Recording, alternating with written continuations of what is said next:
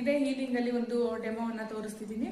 ಈಗ ನಾನು ಏನೇನು ಪ್ರೊಟೆಕ್ಟ್ ಮಾಡ್ಕೋಬೇಕೋ ಅದೇ ಪ್ರಕಾರವಾಗಿ ನಾನೇನು ಮೊದಲಿಂದ ಕಲ್ತ್ಕೊಂಡ್ ಬಂದಿದ್ದೀನಲ್ಲ ಅದೇ ಪ್ರಕಾರವಾಗಿ ಈಗ ಪ್ರೊಟೆಕ್ಟ್ ಮಾಡ್ಕೊಂಡಿದ್ದೀನಿ ನನಗೆ ನಾನು. ಇವಾಗ ಇಲ್ಲಿ ಕುತ್ಕೊಂಡಿರ್ತಕ್ಕಂಥ ಈಗ ಕ್ಲೈಂಟಿಗೆ ಈ ಒಂದು ಕೈಯೆಲ್ಲ ತುಂಬಾ ಸೆಳೆತ, ಕಾಲೆಲ್ಲ ಸೆಳೆತ ಬರ್ತಾ ಇದೆ.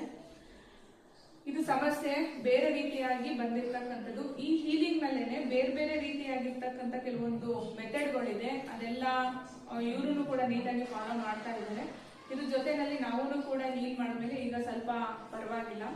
ಇವರು ಕೂಡ ಅಷ್ಟೇ ಮಾನಸಿಕವಾಗಿ ಮತ್ತೆ ದೈಹಿಕವಾಗಿ ಏನು ಅನಾರೋಗ್ಯವನ್ನ ಅನುಭವಿಸ್ತಾ ಇದ್ದೀರೋ ಅದು ಸ್ವಲ್ಪ ಕಡಿಮೆ ಆಗ್ತಾ ಬರ್ತಾ ಇದೆ.